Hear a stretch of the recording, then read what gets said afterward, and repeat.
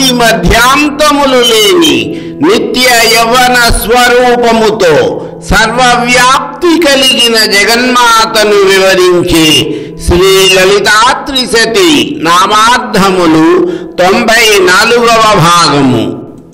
లబ్ధ వృద్ధి. వృద్ధి అనగా వ్యాప్తి, వృద్ధి అనగా వ్యాప్తి ఉపలబ్ధమైన జగన్మాత లలితామహాత్రిపుర సుందరిని శ్రీ లలితాత్రిశతి స్తోత్రము లబ్ధ వృద్ధి అనే నామముచే కీర్తించింది. ఈ నామములో వృద్ధి అన్న పదమునకు అవయవములు వృద్ధి కలిగినది అని కాకుండా వ్యాప్తి పరిపూర్ణత కలిగినది అన్న అర్థమును గ్రహించాలి. అవయవముల వృద్ధి అనేది కర్మముల వలన కలుగుతుంది. కర్మలతో ఎటువంటి సంబంధము లేక జీవులు ఆచరించు కర్మలకు కేవలము సాక్షిగా మాత్రమే ఉండి ఆయా కర్మఫలములను వారికి ప్రసాదించున్నది పరమేశ్వరి లలితాంబిక.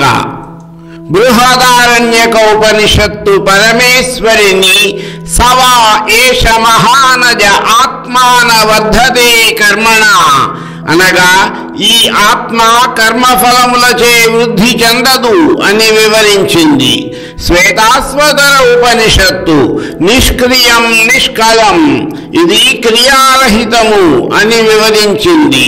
ఈ వివరణల వలన మనకు అర్థమయ్యేదేమిటంటే అసలు అవయవములు అంటూ లేని పరమేశ్వరి కర్మ ఫలితములు అంటటము కాని ఆ కర్మల వలన కలుగు అవయవ వృద్ధి కానీ ఉండదు. కాబట్టి లబ్ధ వృద్ధి అన్న నామమునకు లబ్ధమగు సర్వవ్యాపకత్వము కలిగినది అని అర్థమవుతున్నది. జగన్మాత తన యందు ఉన్న ఉపాధులచే సమస్త జగత్తులోనూ వ్యాపించి ఉన్నది. లబ్ధ లీల.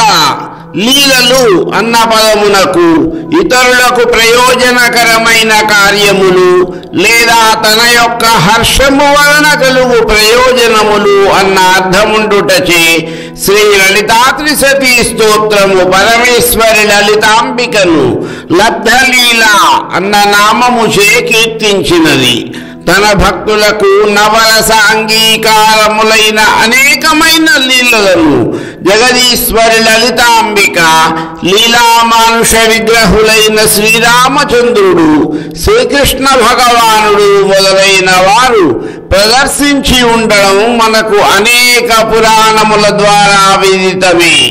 దేవకార్యములను చక్కబెట్టడం కోసము పరమేశ్వరి రాక్షస సంహారము ద్వారా తన లీలలను ప్రదర్శించడం, నారదుడు సనక సనందరాది మహర్షులను, ప్రహ్లాదుడు అంబరీషుడు మొదలైన భక్తులను శ్రీమన్నారాయణుడు తన లీలల ద్వారా అనుగ్రహించడము మనకు విదితమే. ఈ లీలలను పరమాత్మ స్వరూపము శరీర ధారణ చేసి ఉన్న సమయములోనే కాక ఆ అవతార పరిసమాప్తి తరువాత కూడా అన్నమాచార్యుల వారు, త్యాగరాజస్వామి, శ్రీ శ్యామశాస్త్రి వంటి అనేక మంది భక్తులు తమ తమ జీవితములలో అనుభవమును పొందుతున్న విషయము మనకు తెలుసు. ఎవరైతే పరమాత్మ స్వరూపముల యొక్క అవతార లీలలను స్మరిస్తారో వారిని అనుగ్రహించడం వలన జగదీశ్వరి లలితాంబిక లబ్ధలీల అన్న నామముతో కీర్తించబడుచున్నది. పరమేశ్వరుని యొక్క జగత్ సర్జనాదులు జీవుల కొరకు ఉద్దేశింపబడినవి కనుక అవి లీలలు అని వ్యవహరించబడుచున్నది. సృష్టి, స్థితి, లయ, తిరోధాన, అనుగ్రహములు అనే పంచకృత్యములు పరమేశ్వరి యొక్క లీలా విశేషములే. ఆయా కాలములకు తగిన శృంగారము మొదలైన నవరసములకు అనుగుణమైన భంగిమా విశేషములను జగన్మాత తన లీలల ద్వారా ప్రదర్శించును. అందువలన ఆ తల్లి ప్రదర్శించే లీలలన్నీ కూడా నిత్యములు, సత్యములు. కృష్ణస్తు లీలామయ అన్న వాక్యమును అనుసరించి శ్రీకృష్ణావతారమంతా లీలలమయమే కదా.